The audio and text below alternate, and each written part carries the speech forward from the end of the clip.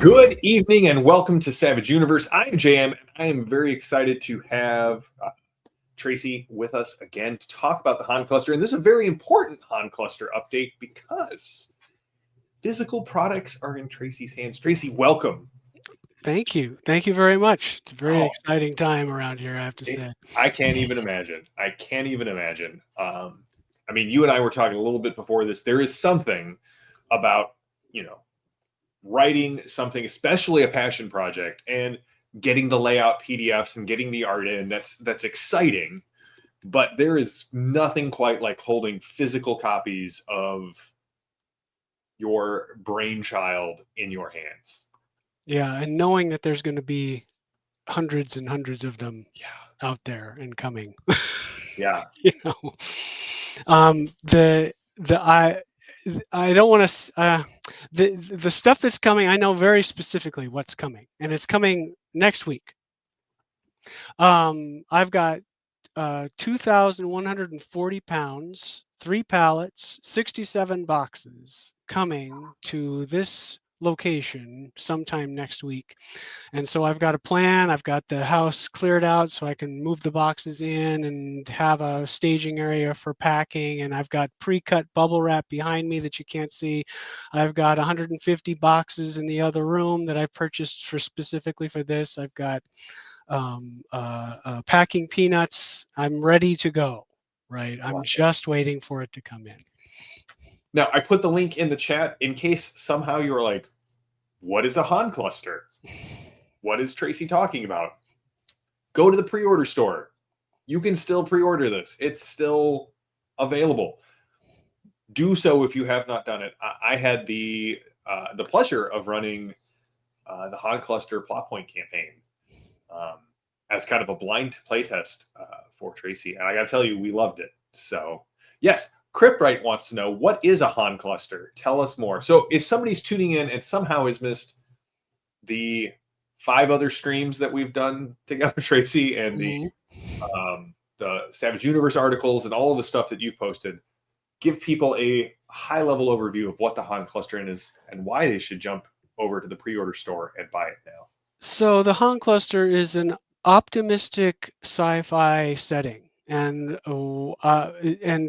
I'll get into what I mean by optimism, but that doesn't mean it's not dangerous. And in this case, the Han cluster, basically we've set ourselves 600 years in the future, and people have discovered hyperdrive and all that stuff. But on the way, they've also discovered something called the Next, which is sort of an adjacent dimension to reality, which allows people to have basically kind of astral projections of themselves running around.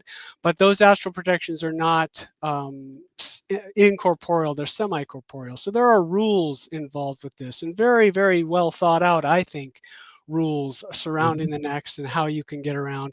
But ultimately, there is a threat to the universe and to the known human universe.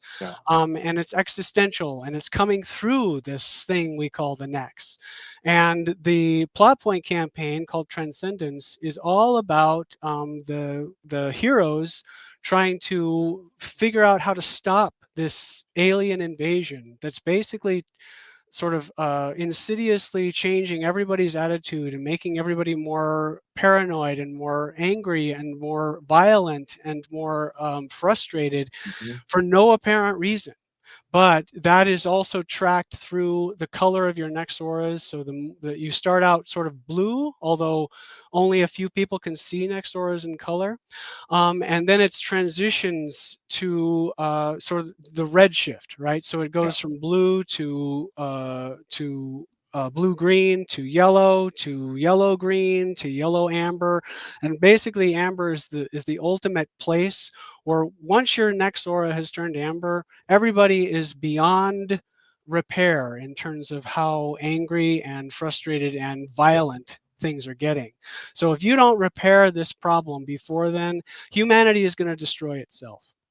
And so it's a very high stakes campaign. It really is, yeah. And it does not mess around in terms of danger and how difficult it is. And yet there is this underlying feeling of optimism, and there's a better world that we can have. And we are all already living a better world if we can preserve it, if we can keep this from taking us taking Well, us. and that final act really draws all of the different components of the Han cluster together. That final battle, if you will, Mm-hmm. all of the existential threats, all of the lore that the players have been uncovering, all of the like the mechanical bits all come together in like a very well crafted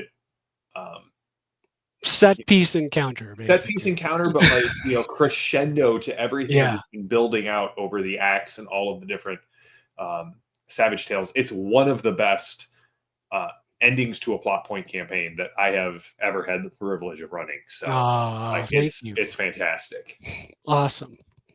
Yeah, when I've run it a few times, and that ending, that feeling of accomplishment at the end, and that payoff once you actually do cure the blinding.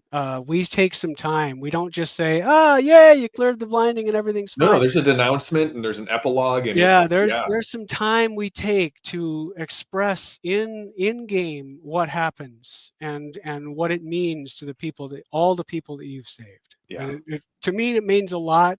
And there's also that wrinkle of that there's linked machines out there, that is robots that have linked to the next, that have somehow gained sentience. Is it because of the next, or is it because they have gained sentience that they link to the next? Nobody really knows, and yet here they are. And so that's another. And there's also the mystery of the threat, right? Like, why is the threat coming through the next? What is actually the threat that's going on? You get glimpses, but really the danger is so great in the plot point campaign that some of these mysteries you can't even focus on them at this point. Yeah. Because the eminence of the threat is so great that it's really, hey, maybe we'll get another plot point campaign where we get to explore that. But right now, we just need to make sure humanity survives long enough that we can have another plot point campaign in the Han cluster. And even at the end, there's not a clear answer of what that threat was. And that's an open door.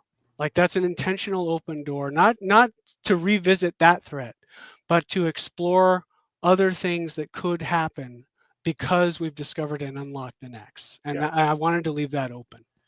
Well, I mean, part of this is to show off the cool physical components. Yes, because I have them all here.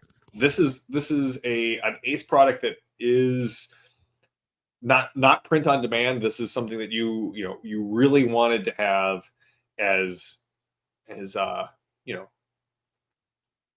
people be able to hold in their hands and feel not just that this was a Savage Worlds game, but this was as close to a Savage Worlds product in form factor and everything. So do you want to show it off? Like, of course I do. Yes, I have it all right here. All right. And I wanted to do an offset print run, meaning I wanted to have it printed by a printer in a high quality way, because and that has borne out. I'll show you, and I hope when people get their stuff, the backers that have backed it, and whoever wants to pre-order it and all that stuff, when they get it, they're going to be really impressed. It's really quite beautiful, this product, and I'm very proud to have it presented this way, and to have my words in such a form like this. Yeah. So I don't want to start with the books, because the books are the coolest part. Yeah. Okay. So I'm going to start with show off however you want, Tracy. Yeah, let's show off with the cards first. So I don't have them shrink wrapped here because I had to open them, and the other samples that I got, I gave to key members of the Han Cluster team. So I gave a set to Daryl, I gave a set to Ron Blessing, and another set went to another person that we're going to hear from very soon. And I don't want to spoil it. I don't want to spoil it. So anyway, here are the let me turn off my background, because if I can. Can I do that from here? That I do not know. I may not be able to do it from here, but I can cover it with my body. So here are the archetype cards, and this would be shrink wrapped, and it's got a little cover and the ISBN number and all that, and little credits and all that stuff. And then each of the archetypes, of course. Oh, that's a bummer. I'll see what I can do about that. Um, and they're just like Savage Worlds cards, right? They're the exact same printer.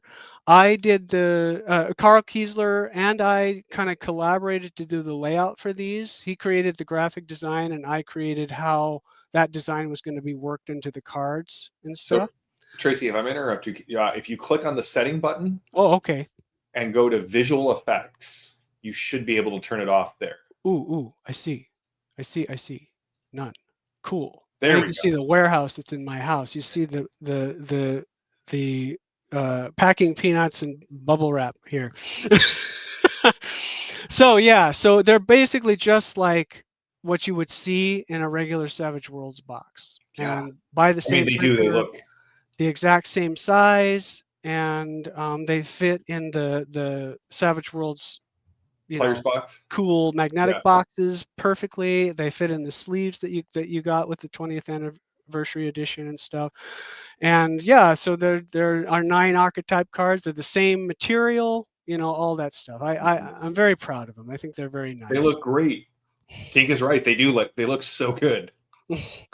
And then similar, those are the archetypes. There's 9 of them. Similar to that are the campaign cards. And the campaign cards have a lot of allies.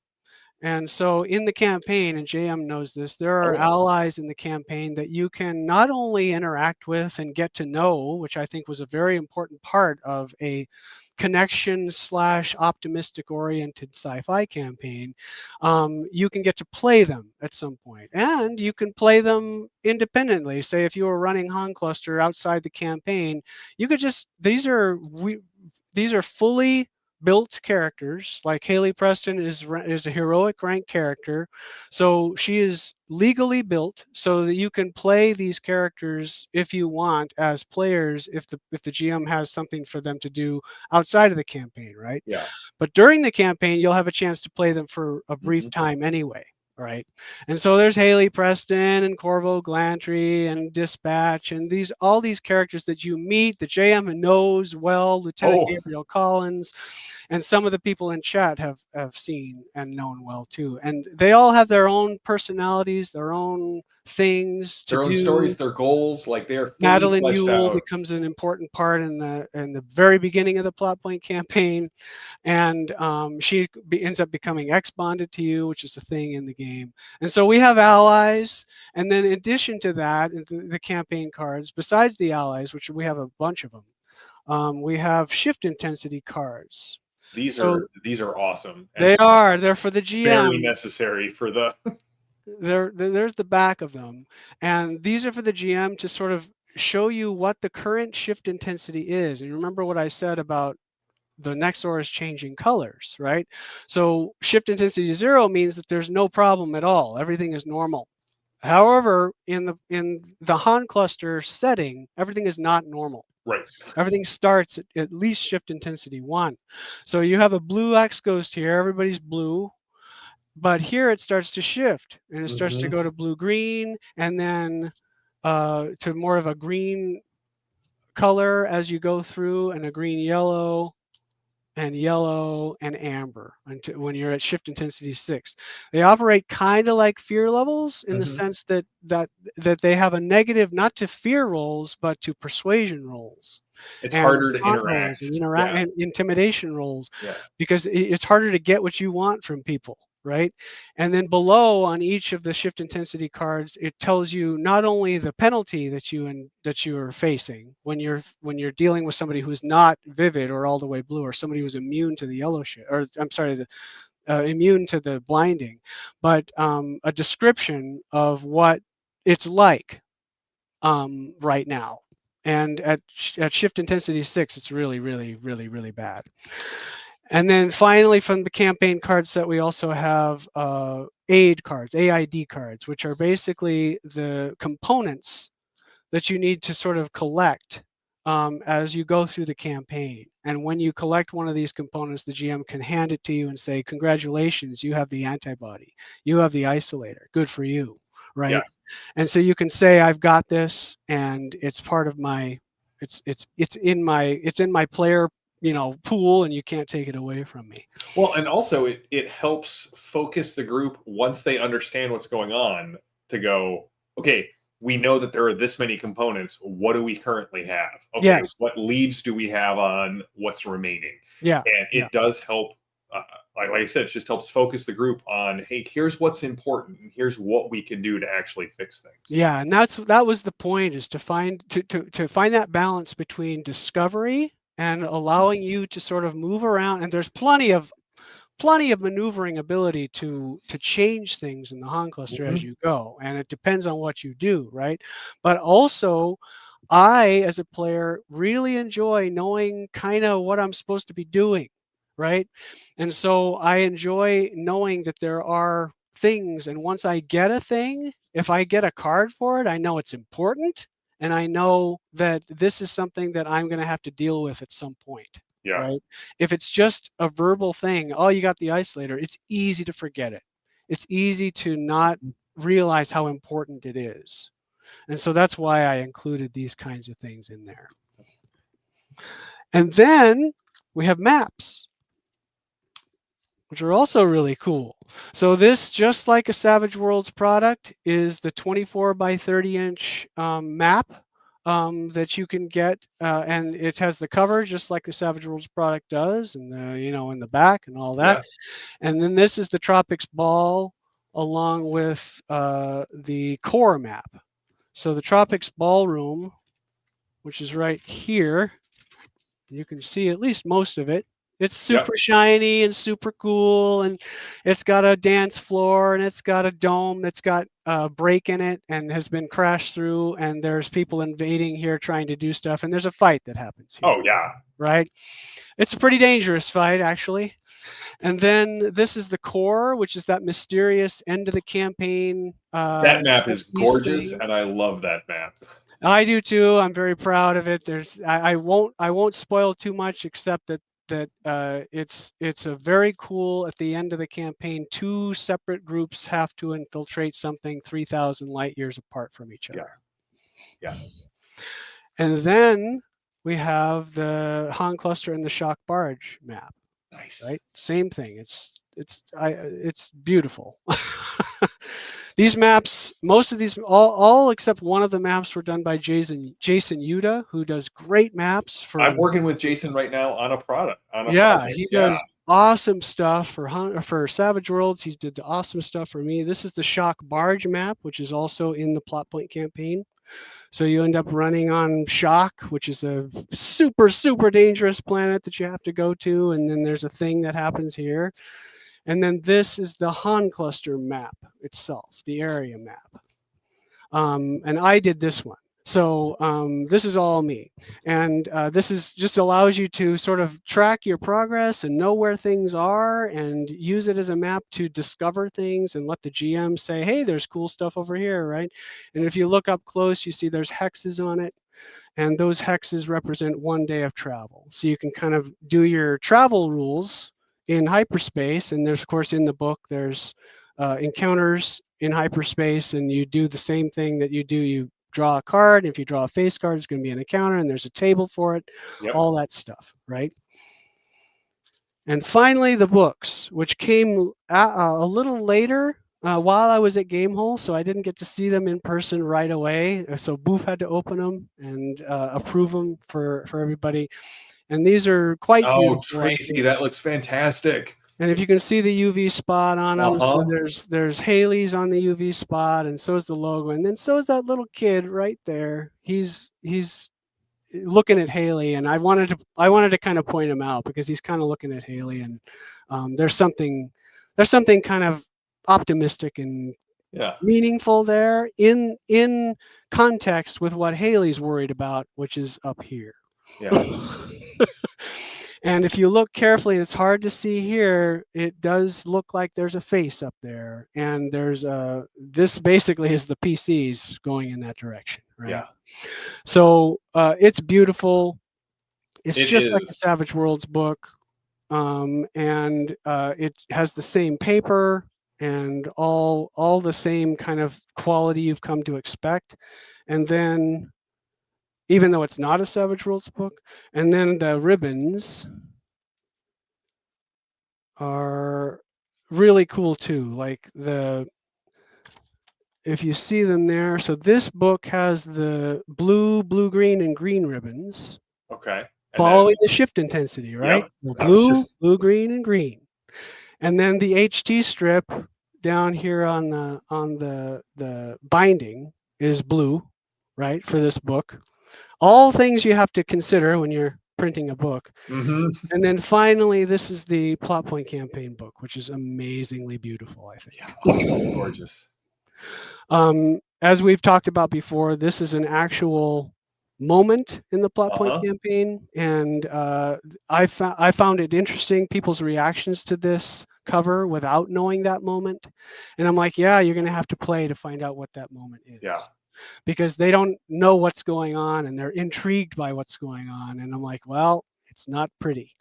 And then this one has, continuing with the shift intensity, the auric shift, right? We Yeah. have yellow, green, yellow, and amber, right? And then the HT strip is amber for this book. Nice. Yeah. So it kind of progresses through the two books. Tink pointed out that the art is perfect. James is like, I know what's going on. So that's what I've got as far as the physical product for the Han cluster. So how does it feel to have your copies sitting in front of you to see this is it? This is the culmination of years of work. I have the physical books. They look like I wanted them to. It's pretty indescribable. Yeah. Like in a sense, on one hand, it's great and exhilarating and exciting, and on the other hand, it's oh my gosh, I remember how much work it was to make Uh-huh. this. You know, just the sheer number of hours doing the stupid millions of little things Mm-hmm. to get this to work, and to get it, the millions of little things you're not going to notice unless you actually play the game. Yeah. You know, how I reference things, how the little things of going through and making sure the justification doesn't have gaps in the words, and or words that are scrunched together. Those, all these, so many things to make it a quality book, not just on the outside, but hopefully also on the inside. Yeah.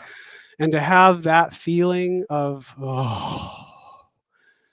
that relief, and yet the depression of feeling like the project is ended. It's I've had it before, and this is just bigger. Yeah. This is just bigger.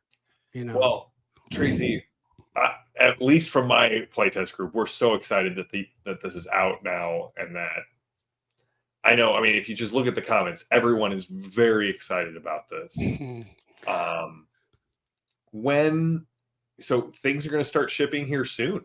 Yeah, I mean, I'm to be honest with you, I thought the bulk shipment might come today, but there was some issue with pickup from the driver, so it didn't get picked up, and so it should come Monday, at least, hopefully before Thanksgiving, and then probably after Thanksgiving is when the bulk of the shipments will actually go out. But I am ready. I'm sitting here ready. Yeah, ready to go.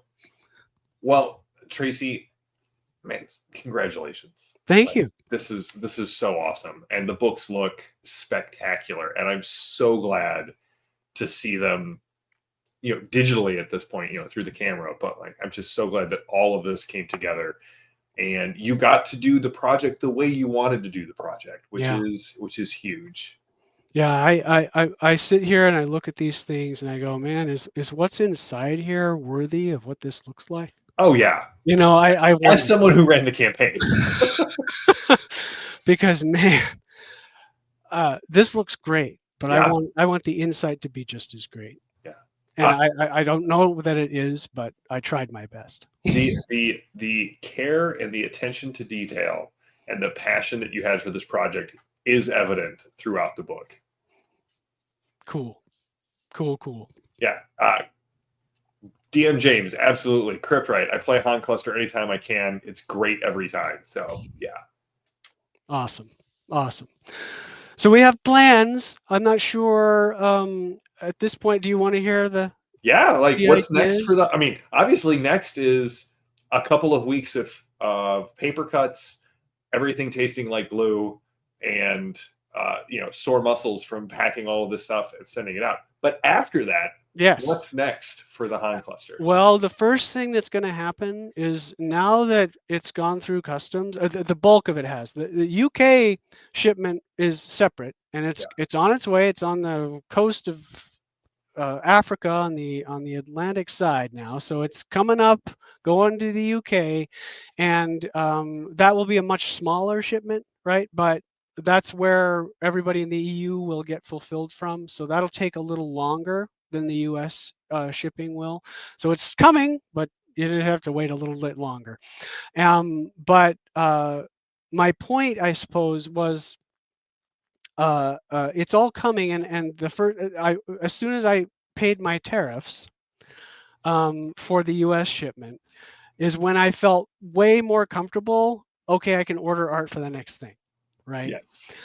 Because I wasn't sure. Nobody was sure. No one was sure. It It's was still just up in the air. it's still crazy. We don't know. But I got lucky. My tariffs were not nothing, but it was not as horribly egregious as I was fearing it could be. Yeah.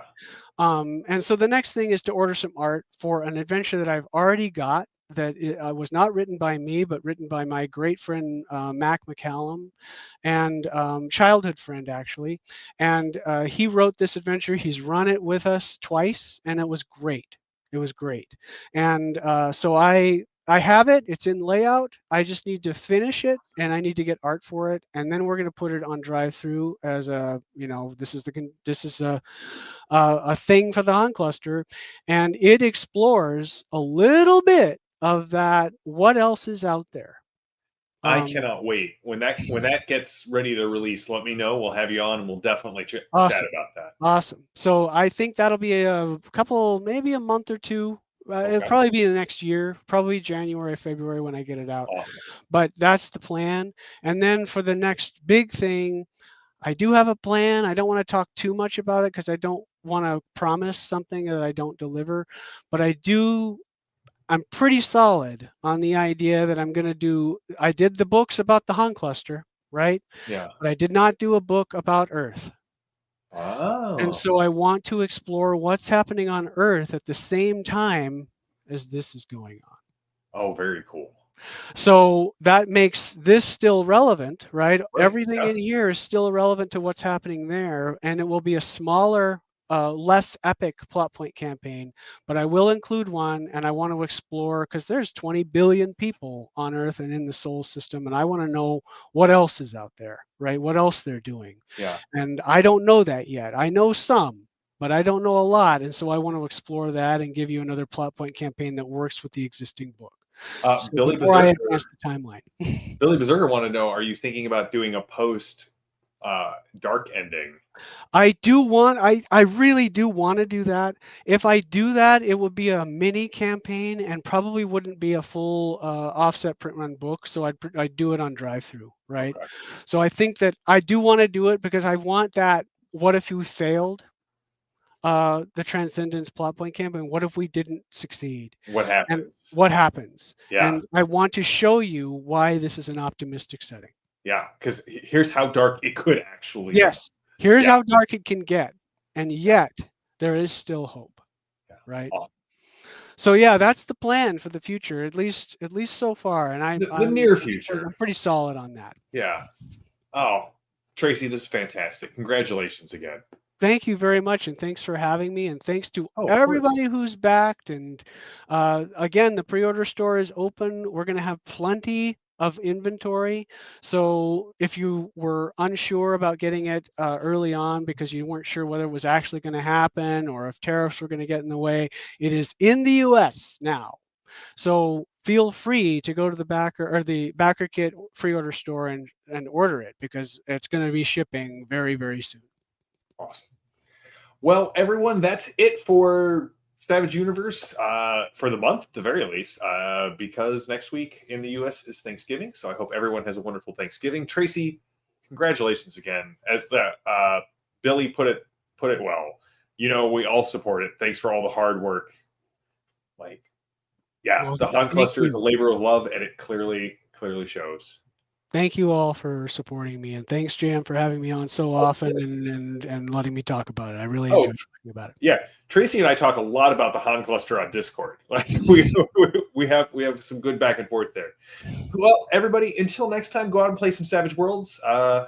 Perhaps while you are trying to sleep off your turkey, play some Savage Worlds with your family. Force them to give it a shot. And until then, may all your dice ace. Have a good one, everybody. Bye, everybody.